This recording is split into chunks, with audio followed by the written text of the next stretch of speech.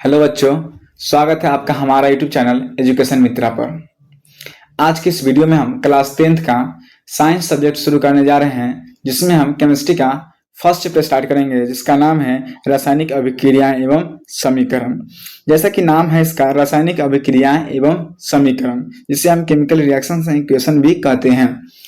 तो इस चैप्टर में पढ़ना क्या है? तो इस चैप्टर में सबसे पहले हमें समझना है कि रासायनिक अभिक्रियाएं क्या होती है, रासायनिक समीकरण क्या होता है, रासायनिक अभिक्रियाएं कितने प्रकार की होती हैं, और इस रासायनिक अभिक्रिया का हमारे दैनिक जीवन में क्या उपयोग है, इसे समझने का प्रयास करेंगे। साथ साथ में हम ये भी देखेंगे कि रासायनिक जो समीकरण है, इसे संतुलित कैसे किया जाता है। तो ये हमारे कुछ टॉपिक है, जिसे हम इस चैप्टर में डिटेल्स में डिस्कस करेंगे। सबसे पहले हम समझने का प्रयास करेंगे कि रासायनिक अभिक्रिया यानी कि केमिकल रिएक्शंस क्या होती हैं। सबसे पहले हम डेफिनेशन देख लेते हैं। डेफिनेशन है, जब कोई पदार्थ अकेले अथवा किसी दूसरे पदार्थ के साथ क्रिया करके एक या एक से अधिक भिन्न गुणधर्म वाले नए पदार्थों का निर्माण करते हैं, तब उसे रासायनिक अभिक्रिया केमिकल रिएक्शन कहते हैं। देखिए, इसमें कहा गया है कि जब कोई भी पदार्थ या तो अकेला हो या एक से अधिक हो, आपस में क्रिया करके और एक या एक से अधिक नए भिन्न गुणधर्म वाले पदार्थ का निर्माण करता है, तो उसे हम रासायनिक अभिक्रिया कहते हैं। इसे हम डिटेल में समझेंगे। जैसे कि एग्जाम्पल लेते हैं, यहाँ पे एग्जाम्पल इस पिक्चर में दिखाया गया है। प्रकाश संश्लेषण का ये पिक्चर दिया गया है। प्रकाश संश्लेषण में होता क्या है कि सूर्य के प्रकाश, कार्बन डाइऑक्साइड और जल की सहायता से ये प्रकाश संश्लेषण की क्रिया होती है। इसमें बनता क्या है? तो इसमें बनता है ग्लूकोज और ऑक्सीजन। ठीक है, तो ये एक रासायनिक अभिक्रिया कैसे है? देखिए, रासायनिक अभिक्रिया का डिफिनेशन क्या कहता है कि कोई पदार्थ एक या एक से अधिक हो और मिलकर क्या बनाए, एक नया पदार्थ बनाए, एक ऐसा पदार्थ बनाए जिसका गुण जो है पहले वाले से अलग होना चाहिए। तो आप सनलाइट देख रहे हैं, कार्बन डाइऑक्साइड देख रहे हैं, वाटर देख रहे हैं। इसका जो गुण है, जब ये आपस में रिएक्ट करता है, जब ये मिलता है, तो बनाता है ग्लूकोज और ऑक्सीजन, जिसका गुण बाकी से क्या है, अलग है। उसी प्रकार ये दूसरा पिक्चर में आपको दिख रहा है कि यहाँ दूध से दही बन रहा है। तो अगर आप देखेंगे, दूध से जब दही बन रहा होता है, तो जो दूध का गुण है सो और दही का गुण है, दोनों काफी अलग होता है। ठीक है, तो दूध से दही बनना भी क्या है, एक केमिकल रिएक्शन है, एक रासायनिक अभिक्रिया है। तो दूध से दही बनने का प्रोसेस क्या होता है? सबसे पहले हम दूध लेते हैं और दूध में दही की थोड़ी सी मात्रा को डालते हैं, जिससे क्या होता है, कुछ समय बाद जो है दूध दही में चेंज हो जाता है, और ये जो दही बनता है वो दूध के गुण से क्या होता है, अलग होता है। तो ये सब जो एग्जाम्पल है, ये हमारा क्या है, रासायनिक अभिक्रिया है। अगर हम अपने दैनिक जीवन में रासायनिक अभिक्रिया के उदाहरण देखें, तो कुछ एग्जाम्पल को हम यहाँ पे डिस्कस कर रहे हैं। जैसे है, गर्मी के मौसम में दूध का कुछ घंटों में खट्टा हो जाना। देखते हैं, गर्मी के मौसम जब होता है और दूध को हम रखते हैं, तो क्या होता है, खट्टा हो जाता है, यानी कि उसका जो गुण है वो बदल जा रहा है। दूध आमतौर पर से क्या होता है, मीठा होता है, लेकिन जब गर्मी के दिन में उसे बहुत समय तक छोड़ दिया जाता है, तो वो खट्टा हो जा रहा है, यानी उसमें कुछ तो चेंजेज आया है। तो ये चेंजेस जो आया है वो किस वजह से आया है? तो वो केमिकल रिएक्शन की वजह से हुआ है, यानी दूध में कुछ तो बदला है, कुछ तो रिएक्शन हुआ है, जिससे क्या हुआ है, दूध खट्टा हो गया है। तो ये जो खट्टा दूध है और जो पहले वाला दूध था, इसका गुण क्या हो गया, अलग अलग हो गया है। तो इसमें क्या हुआ, ये भी एग्जाम्पल है कि यहाँ पे केमिकल रिएक्शन हुआ है, रासायनिक अभिक्रिया हुआ है। उसी प्रकार दूध से दही बनने का ये तो हम डिस्कस कर ही चुके हैं कि जब दूध से दही बनता है तो दूध का गुण और दही का गुण जो है वो अलग अलग होता है। तो हम भी कह सकते हैं कि ये भी क्या है, एक रासायनिक अभिक्रिया है। उसी प्रकार देखते हैं, नम वायु में लोहे में जंग लगना, यानी जब लोहा में जंग लगता है तो वहां भी क्या हो रहा है, एक रासायनिक अभिक्रिया हो रहा है। उसी प्रकार शरीर में भोजन का पचना, तो भोजन का पचना ये भी क्या है, एक रासायनिक अभिक्रिया है। भोजन का पकना ये भी रासायनिक अभिक्रिया है। श्वास लेने की क्रिया, अंगूर का किण्वन होना, ईंधन का जलना और फलों का पकना, ये सब क्या है, एक रासायनिक अभिक्रिया है। पहचानने का तरीका क्या है कि इन सारे जो है उदाहरण है, इन सब में जो पहले वाला पदार्थ था और जो बाद में बना, उन दोनों का गुण जो है अलग अलग है। और जहां भी ऐसा देखने को मिले तो समझ लेंगे वहां कुछ ना कुछ चेंजेज हुआ है, कुछ ना कुछ परिवर्तन हुआ है। और ये किस वजह से हुआ? ये हुआ है रासायनिक अभिक्रिया की वजह से।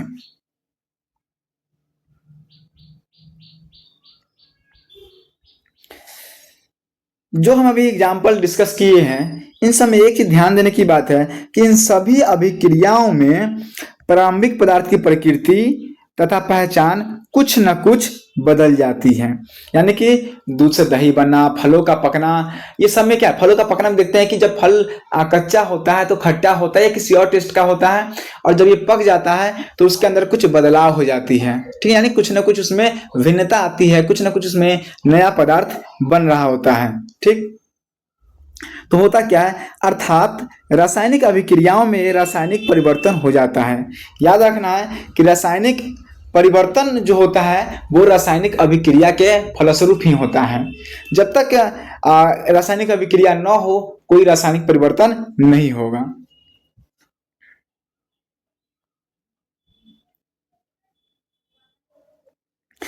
एक चीज जो आपको ध्यान देना है कि रासायनिक अभिक्रिया में आखिर होता क्या है, क्यों इसकी जो है गुण गुण जो है वो बदल जाता है। यानी कि जो नए वाले पदार्थ से भिन्न पदार्थ जो भिन्न गुणधर्म वाले जो पदार्थ बनते हैं, आखिर होता क्या है।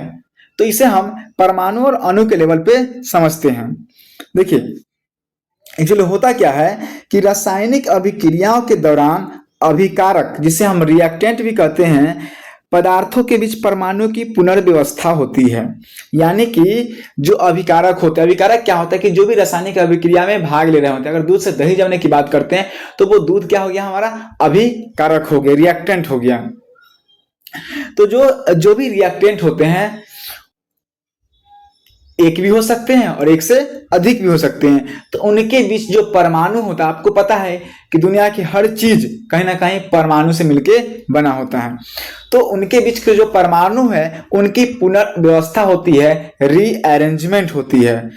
ठीक है, अर्थात जो अणु होते हैं वो परमाणु में टूट जाते हैं और पुनर्संगठन से किसी भिन्न पदार्थ के अणु बनाते हैं, जिससे भिन्न गुणधर्म वाले नए पदार्थ बनते हैं। इसे हम आपको बहुत डिटेल में समझाएंगे, आप ध्यान से देखिए। देखिए सबसे पहले क्या है, ये हमारा हाइड्रोजन का अणु है। ठीक है, हम क्या बोल रहे हैं? हाइड्रोजन का अणु है, और ये हमारा ऑक्सीजन का अणु है। और जब दोनों को हम मिला देते हैं तो हमारा क्या बनता है? जल का अणु बनता है। आप हाइड्रोजन का अणु को ध्यान से देखेंगे तो इसका अरेंजमेंट किस प्रकार से है, ऑक्सीजन का अरेंजमेंट किस प्रकार से है।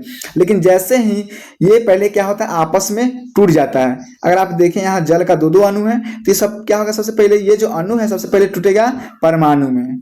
ठीक है, ये इस प्रकार से परमाणु में टूट गया। फिर उसी प्रकार ऑक्सीजन का जो अणु है ये पहले किस में टूटेगा? परमाणु में टूटेगा।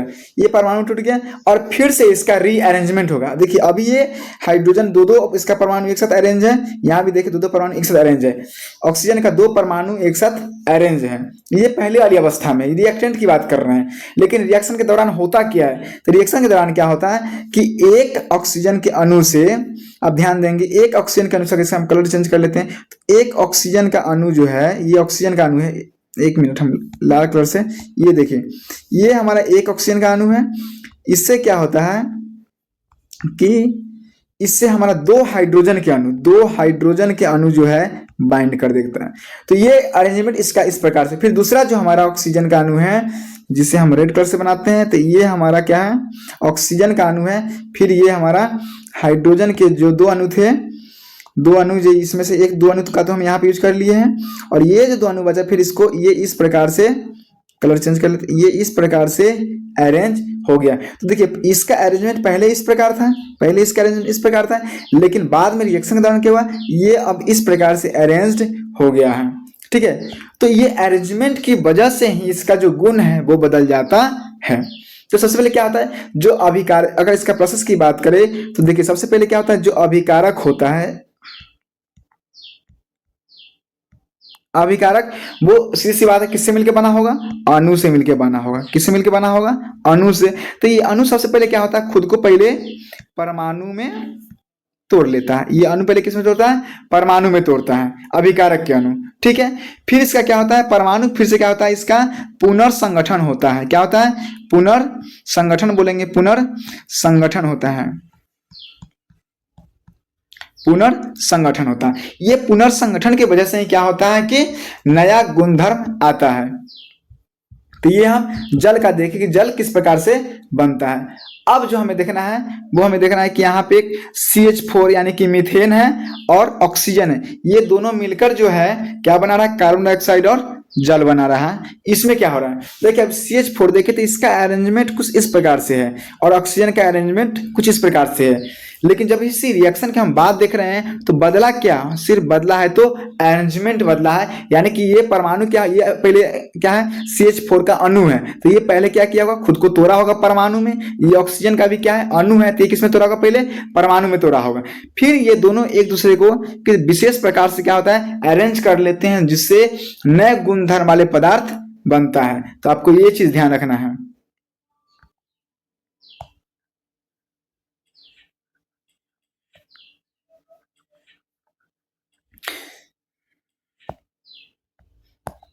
तो ये चीज याद रखना है कि रासायनिक अभिक्रिया में होता क्या है। तो रासायनिक अभिक्रियाओं के दौरान जो हमारा अभिकारक है,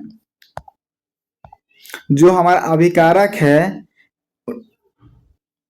उनके जो परमाणु है उनकी पुनर्व्यवस्था होती है। यानी अभिकारक के पदार्थ जो हैं, जो भी अभिकारक है, उनके बीच जो परमाणु क्या होते हैं? पुनर्व्यवस्था होती है। यानी कि उनके अणु पहले परमाणु में टूट जाते हैं और फिर पुनर्संगठन करके भिन्न पदार्थ का अणु बनाते हैं, जिससे भिन्न गुणधर्म वाले नए पदार्थ बनते हैं। ये लाइन आप याद रखिए, ये बहुत ही इंपॉर्टेंट लाइन है, क्योंकि पूरे रासायनिक अभिक्रिया के दौरान यही होता है। अभिकारक के जो परमाणु होते हैं वो पुनर्व्यवस्था करते हैं, यानी जो भी अभिकारक होंगे पहले उसका अणु परमाणु में टूटेगा, ठीक है, और फिर वो परमाणु क्या करता है? रीअरेंजमेंट करता है, जिससे जो है नए गुणधर्म वाले पदार्थ बनते हैं। तो ये चीज आप याद रखिएगा और इसे समझने का प्रयास कीजिए, हालांकि ये चीज धीरे धीरे क्लियर हो जाएगी। हाँ, एक चीज हमें ध्यान रखना है कि जब भी कोई रासायनिक परिवर्तन होता है तो हम कह सकते हैं कि रासायनिक अभिक्रिया हुई है। यानी रासायनिक परिवर्तन होने के पीछे कारण क्या है? रासायनिक अभिक्रिया है। कोई भी रासायनिक परिवर्तन होता है यानी उसके बीच में कहीं ना कहीं रासायनिक अभिक्रिया हुई है।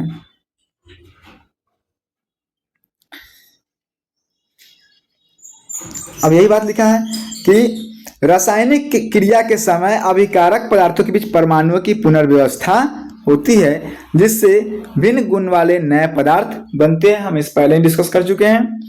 वास्तव में किसी रासायनिक अभिक्रिया में पुराने रासायनिक आबंध के टूटने और नए आबंध के बनने से नए पदार्थ का निर्माण होता है। देखिए, जैसे अगर आप इससे पहले वाले में देखें तो यहाँ पे देखिए, ये हाइड्रोजन के जो अणु है वो कहीं ना कहीं किसी बॉन्ड से जुड़े होंगे, किसी न किसी ये बॉन्ड होगा इन दोनों के बीच में, इनके बीच में बॉन्ड होगा, और उसी प्रकार ऑक्सीजन के जो अणु है इनके बीच में भी बॉन्ड होगा।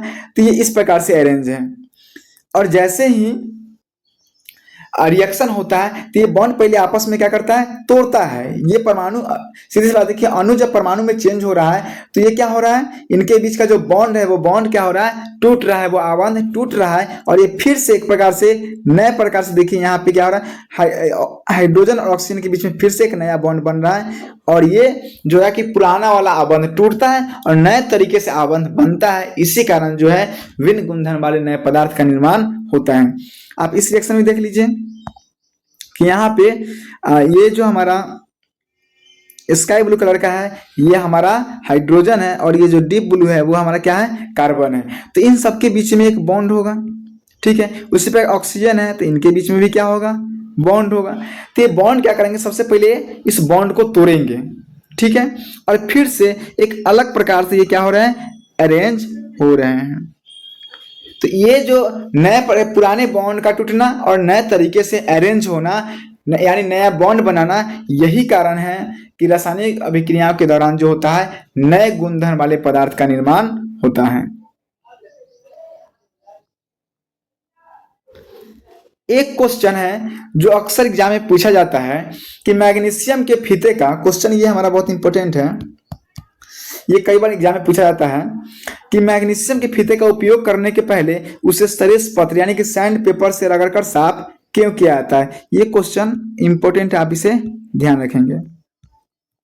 देखिए, मैग्नीशियम का जो फीता है वो लैब में होता है, जो भी प्रयोगशाला होता है, लैब होता है, उसमें ये होता है, क्योंकि इसका कहीं ना कहीं हमारे जो क्लास 10th का प्रैक्टिकल होगा तो उसमें इसका यूज होता है। तो ये क्वेश्चन पूछा गया है कि मैग्नीशियम फीते का उपयोग करने के पहले उसे सरेस पत्र से साफ क्यों किया जाता है? देखिए, तो जो मैग्नीशियम धातु से ही मैग्नीशियम फीता या मैग्नीशियम तार बना रहता है। तो वास्तव में जो है मैग्नीशियम धातु का रंग जो है चांदी के समान सफेद होता है। ये याद रखिएगा कि मैग्नीशियम धातु का जो वास्तविक रंग है वो कैसा होता है? सफेद होता है। लेकिन प्रयोगशाला में जो उपलब्ध मैग्नीशियम फीता या तार होता है उसका रंग चांदी के समान सफेद नहीं होता है। कारण क्या है? कि उसके सतह पर मैग्नीशियम ऑक्साइड की परत होती है जो नम वायु की उपस्थिति में बनती है। यानी कि आप ये सीधे से आप इसको समझ पहले ये ध्यान रखिए कि जब आप लोहा को कुछ समय तक नमी या वायु में अगर छोड़ देते हैं तो उस पर जंग लगना स्टार्ट हो जाता है। होता क्या है? वो एक अपने ऊपर एक फेरस ऑक्साइड का एक लेयर बना लेता है, परत बना लेता है जो जंग कहलाता है। सेम यहाँ भी वही हो रहा है कि मैग्नीशियम जो धातु है वो जैसे इसको हम रखते हैं प्रयोगशाला में जहां पे रखा हुआ रहता है, तो बेसिकली बात है कि वो हमारा एनवायरनमेंट में होगा, वायुमंडल में ही होगा। तो वायुमंडल से वो ऑक्सीजन और नमी लेकर रिएक्शन कर लेता है और इसके कारण उसके ऊपर मैग्नीशियम ऑक्साइड की परत जम जाती है। ठीक है, जिसके कारण जो उसका सफेद रंग होता है वो मतलब गायब हो जाता है। क्यों? क्योंकि वहां पे एक मैग्नीशियम ऑक्साइड की परत जमा हो जाती है। तो ये होता किस वजह से है? तो ये नम वायु की उपस्थिति में बनता है। यानी जो मैग्नीशियम जो है वो रिएक्शन किससे कर लेता है? नमी से और वायु से, जिसके कारण वो मैग्नीशियम ऑक्साइड की परत जमा कर लेती है। तो उसी जो मैग्नीशियम ऑक्साइड की परत है, ठीक है, उसको हटाने के लिए उसे हम क्या करते हैं? सरेस पत्र से साफ किया जाता है। तो इसीलिए मैग्नीशियम फीते का उपयोग करने के पहले उसे हम क्या करते हैं? सैंड पेपर यानी सरेस पत्र से रगड़कर साफ कर दिया जाता है, ताकि हमें जो भी रिएक्शन करवाना है वो रिएक्शन दूसरे पदार्थ के साथ कर सके। ठीक है, यानी जलाना वगैरह हम चाहे तो ये जला सकते हैं। जब तक वो ऑक्साइड का परत रहेगा वो मैग्नीशियम जो है वो रिएक्शन कर ही नहीं पाएगा, जल ही नहीं पाता है। तो उस ऑक्साइड की परत को हटाना पड़ता है हमें, उसके लिए सैंड पेपर का प्रयोग किया जाता है।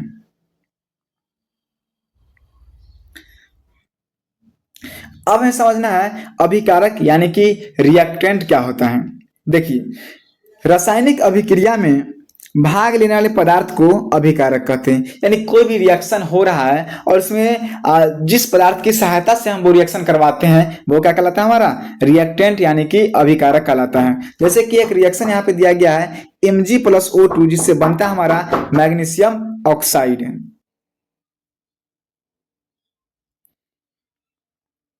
तो ये जो रिएक्शन हो रहा है मैग्नीशियम ऑक्साइड जो बन रहा है वो किसकी सहायता से बन रहा है? तो यहाँ पे मैग्नीशियम और ऑक्सीजन की सहायता से बन रहा है। यानी ये मैग्नीशियम ऑक्साइड बनाने के लिए हमें दो पदार्थ चाहिए, मैग्नीशियम और ऑक्सीजन। तो ये जो मैग्नीशियम और ऑक्सीजन है ये हमारा क्या हो गया? अभिकारक यानी कि रिएक्टेंट हो गया। उसी प्रकार दूसरा रिएक्शन देख रहे हैं जल बनने का, जिसमें दो पदार्थ हमें चाहिए H2+O2। तो ये H2 और O2 जो है जल बनाने के लिए हमारा क्या है? जरूरी है। तो ये चूंकि जल बनाने के लिए हमें ये दो पदार्थ चाहिए तो ये हमारा क्या हो गए? अभिकारक हो गए। यानी कि रासायनिक अभिक्रिया में जो पदार्थ भाग ले रहे हैं ये H2 यानी जल बनाने के लिए हमें दो पदार्थ चाहिए H2 और O2, तो ये हमारा क्या हो गया? अभिकारक हो गया। उसी प्रकार हम उत्पाद की बात करते हैं तो रासायनिक अभिक्रिया के फलस्वरूप बनने वाले नए पदार्थ को हम प्रोडक्ट यानी कि उत्पाद कहते हैं। यहाँ पे देख रहे हैं कि मैग्नीशियम और ऑक्सीजन मिलकर क्या बना रहा है? मैग्नीशियम ऑक्साइड बना रहा है। तो जो नया पदार्थ बन रहा है यही हमारा क्या हो गया? उत्पाद हो गया। यही हमारा क्या हो गया? उत्पाद हो गया। उसी प्रकार H2+O2 ये मिलकर क्या बना रहा है? हमारा H2O बना रहा है। तो ये हमारा क्या हो गया? ये हमारा उत्पाद हो गया। ठीक है, तो जो भाग लेता है ये हमारा क्या हो जाता है? अभिकारक। ये हमारा अभिकारक यानी कि रिएक्टेंट हो गया।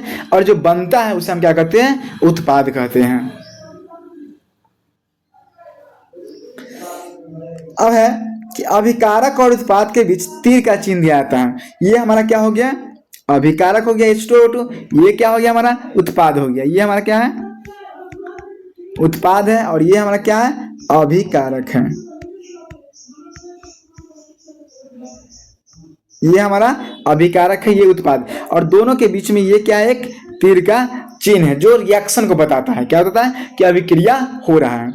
तीर चिन्ह का सिरा उत्पाद की ओर होता है और यह अभिक्रिया होने की दिशा को बताता है। जैसे यहाँ पे देख रहे हैं कि H2 प्लस O2, और इन दोनों से मिलकर क्या बन रहा है, H2O बन रहा है। क्या बन रहा है, H2O। तो H2 और O2 से मिलकर क्या बन रहा है, H2O बन रहा है। तो ये बता रहा है कि इन दोनों से इस दिशा इधर की तरफ हो रहा है। H2O2 से मिलकर क्या बन रहा है, H2O बन रहा है, ना कि H2O से H2 प्लस O2 बन रहा है।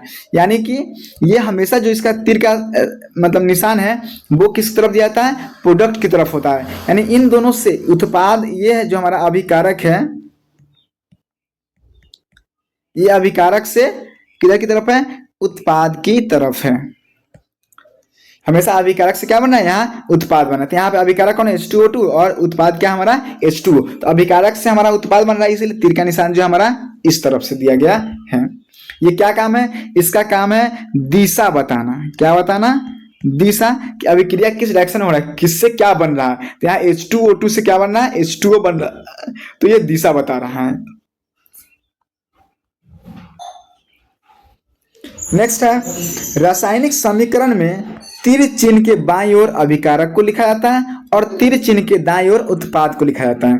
अब ये तीर चिन्ह को ये देखिए, ये हमारा क्या है, अभिक्रिया होने की दिशा को बताता है। अगर इसके हम दाईं ओर की बात करें तो ये हमारा उत्पाद है, यानी कि प्रोडक्ट है, और बाईं ओर की बात करें तो ये हमारा क्या है, अभिकारक है।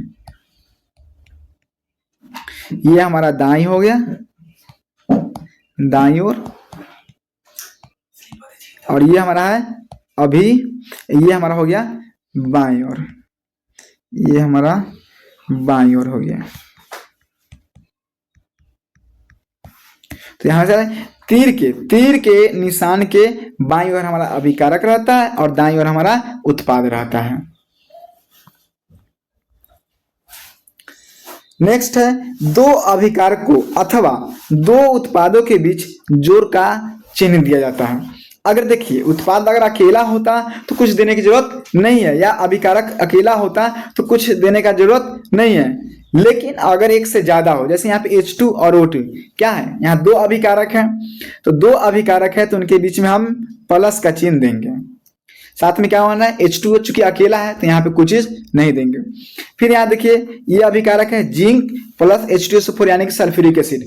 यहाँ दो हो गया अभिकारक, जिंक और सल्फ्यूरिक एसिड, तो दोनों के बीच में हम प्लस का चिन्ह देंगे। उत्पाद की तरफ देखते हैं, यहाँ उत्पाद क्या है, दो है, जिंक सल्फेट और H2 यानी कि हाइड्रोजन। चूंकि उत्पाद भी दो है तो उनके बीच में भी हम प्लस का चिन्ह देंगे। H2 यहाँ अकेला है तो यहाँ पे कोई चिन्ह नहीं दिया गया है, लेकिन जहां एक से अधिक अभिकारक हो या उत्पाद हो तो उसके बीच में हम क्या करते हैं, प्लस का चिन्ह देते हैं।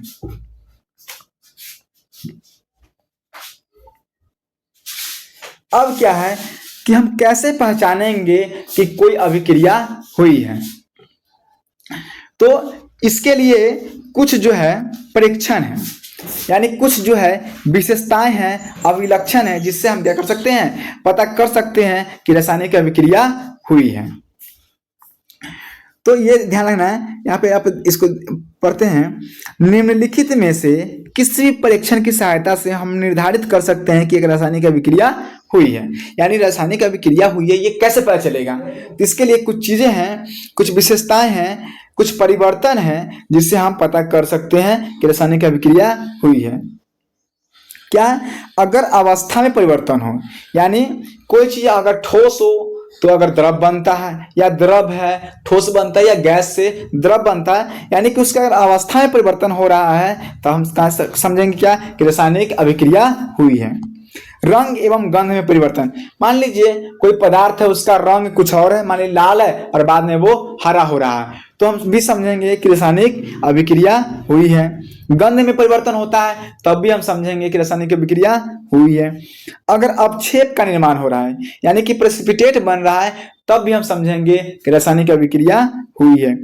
फिर उसी प्रकार अगर गैस बन रहा है, यानी कोई रिएक्शन है जिसमें गैस निकल रहा है, तो हम समझेंगे कि वहां पे रासायनिक अभिक्रिया हुई है। अगर तापमान में परिवर्तन हो रहा है, जैसे मान लीजिए कोई पदार्थ है जो पहले 20 डिग्री सेल्सियस था, अब वो 10 हो गया, यानी उसके तापमान में परिवर्तन हो गया, तो हम समझेंगे कि वहां पे रासायनिक अभिक्रिया हुई होगी। तो ये 5 चीज है जिससे हम पता कर सकते हैं कि रासायनिक अभिक्रिया हुई है या नहीं। अगर अवस्था में परिवर्तन हो रहा है, रंग एवं गंध में परिवर्तन हो रहा है, अवक्षेप का निर्माण हो रहा है, गैस का निकलना यानी गैस बन रहा है, और ताप में परिवर्तन हो रहा है, तो हम कहें कि यहाँ पे रासायनिक अभिक्रिया हुई है। अब हमें ध्यान देना है कि शब्द समीकरण क्या होता है, यानी कि वर्ड इक्वेशन क्या होता है। शब्द समीकरण यानी कि वर्ड इक्वेशन क्या होता है।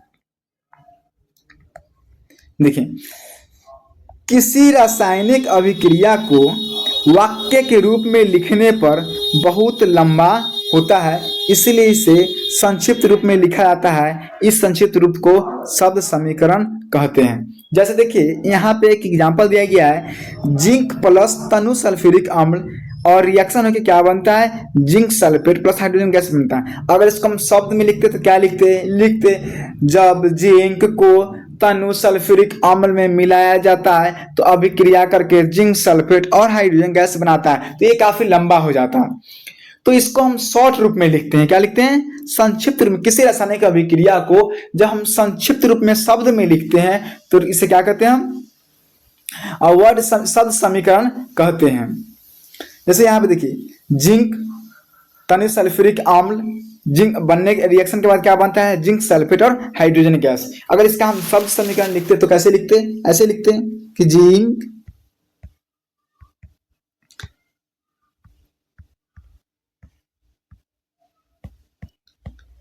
सल्फ्यूरिक अम्ल तनु से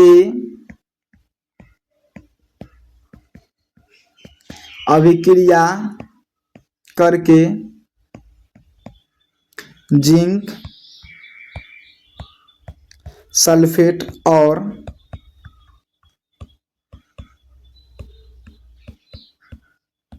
हाइड्रोजन गैस का निर्माण करता है। तो ये कितना बड़ा हो गया, ये हम पूरे रिएक्शन को लिख दिए, और इसी रिएक्शन के बस हमें क्या करना है, हमें पता कर लेना है कि कौन हमारा अभिकारक है और कौन हमारा उत्पाद है, और उसको जब हम संक्षिप्त में लिख दे, इस रूप में लिखेंगे, तो यही क्या कहलाएगा, हमारा शब्द समीकरण कहलाएगा। इतना न लिख के हम क्या लिखेंगे, हम बस ये लिख देंगे। तो इतना हमें लिखने की जरूरत नहीं है, बस इसे शॉर्ट में हम इस प्रकार से लिख देंगे, और हमारा जानकारी जो इन्फॉर्मेशन है हमें उतना ही मिल रहा है। जिंक प्लस तनु सल्फ्यूरिक अम्ल रिएक्शन करके जिंक सल्फेट हाइड्रोजन गैस, यही बात को हम जो पूरी अभिक्रिया है उसको हम इतना शॉर्ट में लिख सकते हैं। तो इसे हम क्या कहते हैं, शब्द समीकरण कहते हैं। अब हमारा केमिकल इक्वेशन लिखना, यानी कि रासायनिक समीकरण लिखना। जब शब्द समीकरण में शब्दों की जगह रासायनिक सूत्रों, पदार्थों के प्रतीक और सूत्रों, यानी कि जो रासायनिक सूत्र है वो क्या होता है, तो वो पदार्थ का प्रतीक और सूत्र होता है, का उपयोग किया जाता है, तब उसे रासायनिक समीकरण कहते हैं। यानी जब हम शब्द समीकरण जो लिख रहे थे तो उस शब्द समीकरण का जगह क्या करेंगे, उसका जो प्रतीक है, जो सिंबल है, जो सूत्र है, उसका यूज करेंगे, तो उसे हम क्या कहते हैं, रासायनिक समीकरण कहते हैं। जब किसी रासायनिक अभिक्रिया में अभिकारक एवं उत्पाद की जगह उनके रासायनिक सूत्रों का उपयोग करते हैं तब उसे रासायनिक समीकरण कहते हैं। जैसे एग्जाम्पल में देखिए, यहाँ पे क्या है, एक शब्द समीकरण है, जिंक प्लस तनु सल्फ्यूरिक अम्ल बनाता क्या है, जिंक सल्फेट और हाइड्रोजन गैस। ये एक शब्द समीकरण है।